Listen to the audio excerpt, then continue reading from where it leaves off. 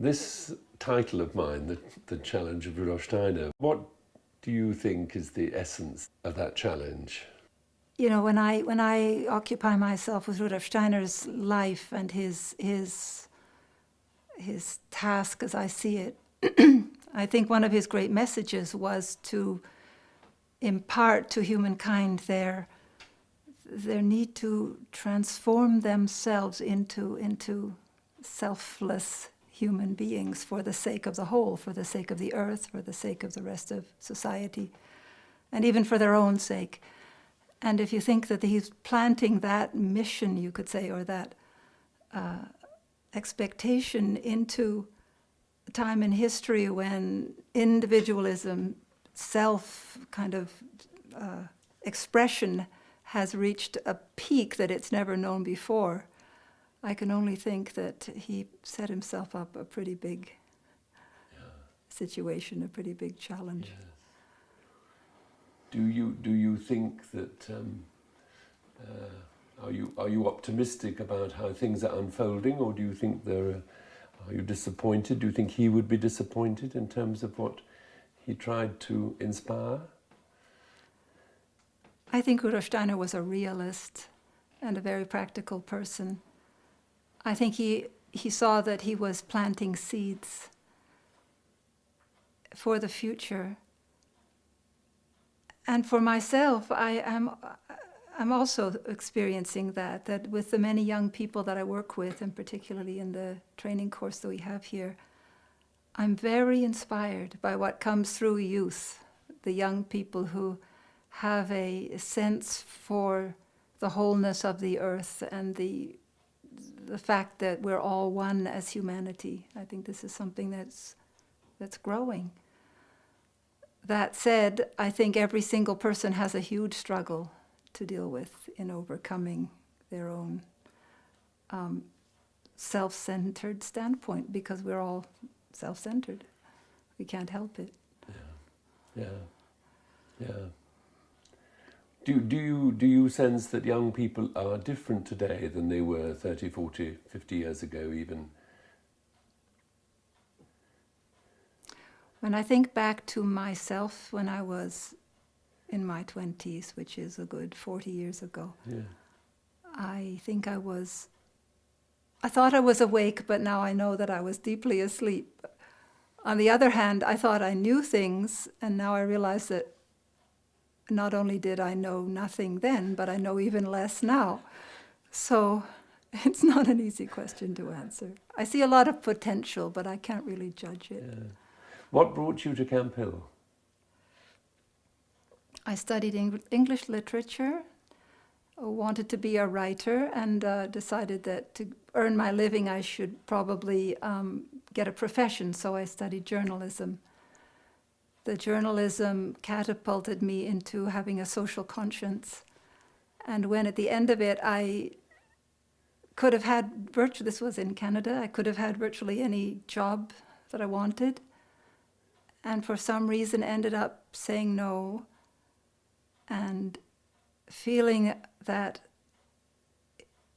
to be in my mid-20s writing and telling the rest of the world what they should be doing to save the world was not a terribly moral way of going about things, and that I should first get my hands dirty. And I had heard about Camp Hill and decided that was a place where I could do my own effort to perhaps make a bit of difference. I thought I might write when I got older. What was it about Camp Hill that appealed to you particularly there? The fact that I was free not to have to earn a wage, that I could simply do what was needed and gain the satisfaction from that. Yeah. I didn't understand the idea of earning money for one's own benefit. What do you think in terms of people with so-called special needs, what do you think Steiner's great contribution has been in relation to our work with them and people caring for them? What's been his unique contribution, would you say? I think one of the greatest things he's put into the mix as far as how we understand or relate to a person with disabilities is the fact that this is not the only life they will have. And that it's possible to do things now which will give them the possibility to have a future incarnation which is whole and healthy. So that whole picture of metamorphosis, so the human being can go from one condition into a totally other condition through how they are relating to other human beings, through how they work with their hands. So that's the one thing. But I think another thing is that through our efforts to understand what people call abnormality, we come much, much, much closer to understanding what humanity itself is. And I think that I owe everything, certainly in my working with our students, I owe everything to Rudolf Steiner, because without this this questioning attitude, there were many things that we wouldn't even open up in terms of what it is to be a human being. So often on my first day of class, I stand in front of the blackboard and I have a piece of chalk and I ask people to say, what's a human being? And they go through all the list of this speaking and walking and thinking and standing and on and on and on. And then I say, very well, and then I start erasing. Okay, are they still a human being? They're still a human being, and gradually taking things away. And of course, people are left a bit stunned to realize that even without many, many qualities, a human being is a human being. Yeah.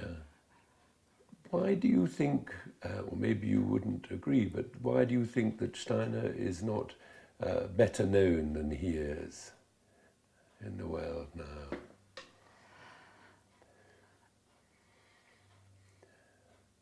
I think Steiner did a lot to ensure that he didn't become popular. I remember hearing a story of while he was giving the agriculture course and he had to go to a lecture in a neighboring town. And the people were really excited, looking forward to the lecture, which he gave. And it was a very long lecture and very, very abstract. And afterwards he was asked, why did you do that? You know, they were really looking forward to something juicy. And he said, that's why I did it. They were looking forward to something juicy.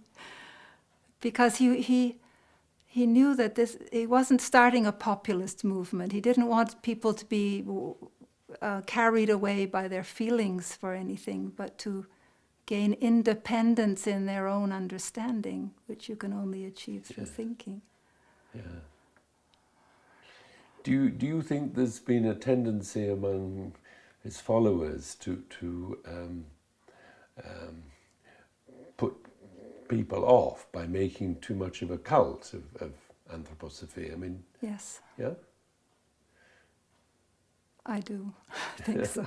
I think, unfortunately, there is a streak of dogmatism in anthroposophical circles, and also a streak of what you could call belief over and above attempt to understand, which makes people a little wary of it. Yeah. It's not that you can't have a spiritual mood and spiritual feelings, but if you can't communicate it through thinking and leave the other person free, I don't think it's helpful. That's another thing I say on the first day of class, is I say, don't believe anything I say, but be willing to think it. Well, that's what he said himself, Yeah. didn't he? Yeah. Yeah. Just live with it. Mm-hmm. Yeah. Have questions. Yes. And see where they go. Yeah. Is it going back to Camp Hill now? Is it and for the young people working here, well, not just the young people, is it particularly helpful to work with Steiner's ideas in such a community, or is there a danger that you're cutting yourself off from the world and life? I mean, that's the criticism sometimes of not just Camp Hill, but a lot of anthroposophical institutions, that they're not living in the real world. What would you say to that? Sorry. In my attempt to teach, so one of the things I teach is the senses, the human senses. And I work with Rudolf Steiner's ideas, but I read a great deal of contemporary literature about the senses and examples of clinical psychology and so forth that I bring into class to show, first of all, that I try to be contemporary, but also that these things are being worked on and in most cases actually underline what Steiner brought. So that's one thing. Another thing is that I believe he didn't teach absolutes. He taught ways of understanding, or lawfulnesses, you could say, that apply everywhere. They don't just apply in anthroposophical settings. So, yeah, everything is a question of how we are with the world, no matter what that world happens to be. And that's, again, something that I try to bring across. Do you think that this word anthroposophy is a bit of a block? I mean, a lot of people can't even pronounce it. Yeah, that's a big joke, isn't it? Yeah. Yeah, but also, you know, it does smack of a cult in a sense, doesn't it? It's. Do you find that with young people coming here? Are they reluctant to be called anthroposophists? I can't answer that question. Are you happy to be called an anthroposophist? The moment when I willingly called myself an anthroposophist was the moment where I felt in myself the excitement of this, what happens when you learn to think things from the other side, or to think things inside out, or to see both, to see two opposite things at the same time. That I loved this sensation in my thinking, you could say, that could be, you could say, have life in it. It was so, yeah, once I think Rudolf Steiner said he wished that the Anthroposophical Society could have a new name every week. This liveness is something that I relate to it. And if it has to have a name, so be it. But it's more a question of then taking the name and making it live for people, and not making it into a stone that they have to digest. No, I think it's terrible if one only reads the anthroposophical literature and doesn't have the curiosity of the world to know how all of it fits together. Yes. Yeah. Do you? I mean, you touched on it a little bit earlier. I mean, do you feel basically optimistic about what's happening in the world? I mean, there are a lot of people who, understandably, are deeply troubled by all the trends and tendencies and what's happening. Are you optimistic, or?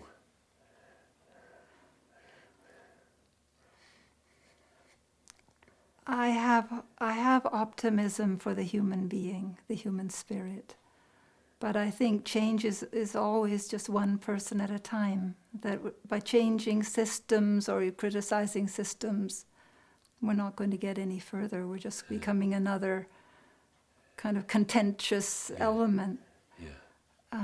But I really have a great deal of faith in the human spirit. Yeah. So.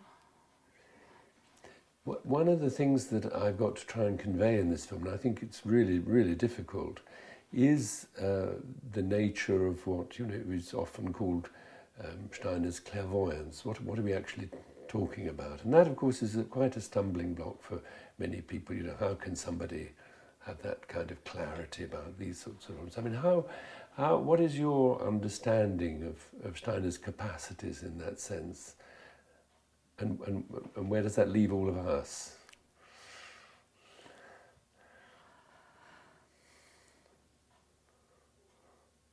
I'm convinced that there are levels of consciousness which are different from person to person according to their, well, probably their own destiny, their own stage of development. And certainly Steiner is not the only person who has been clairvoyant or has reached what's called initiate consciousness.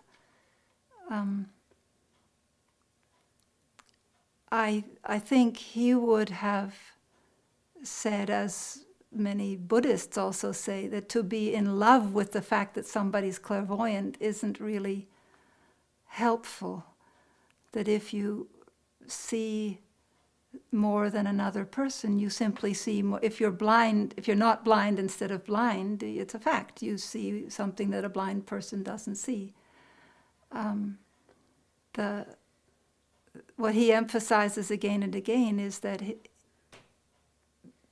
the important thing about being clairvoyant is learning to overcome again the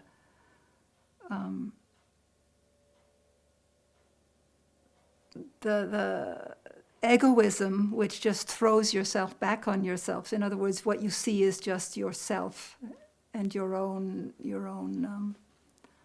soul disposition instead of the objective spirit. I think that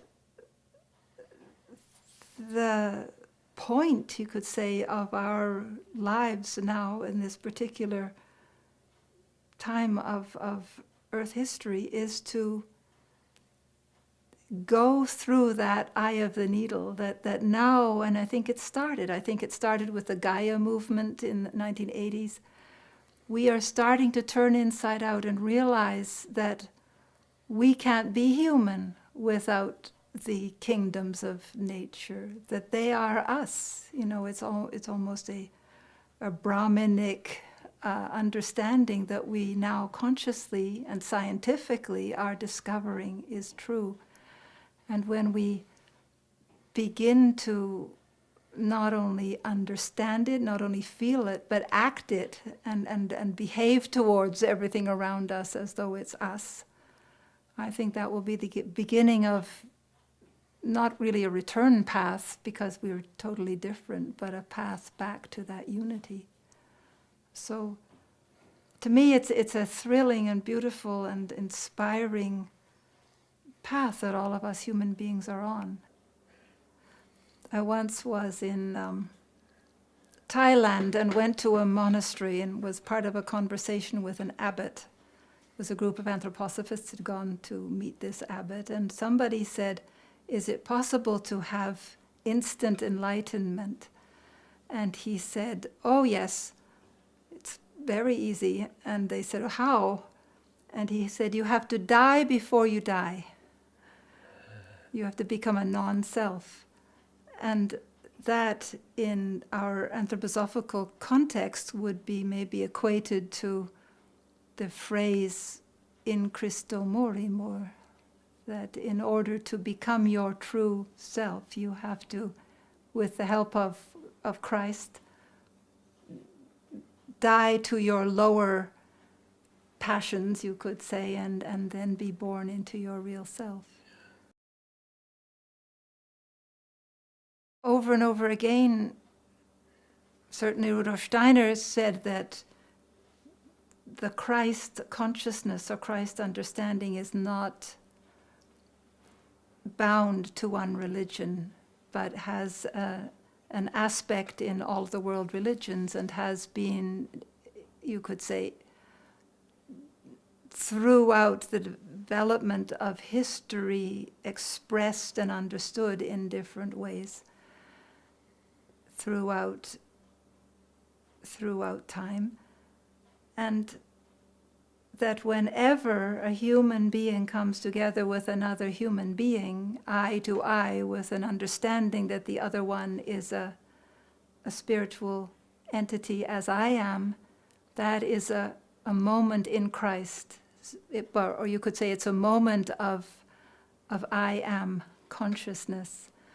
So, and that could be for any human being. So, yeah, certainly when I've done my courses in India, I've tried to express that, tried to emphasize this universality of Christ consciousness, and I wish we could find a name that was a little freer. So it's not to do with a religion then, Christ? No. It has to do with a consciousness, an all human, universally human consciousness. Yes.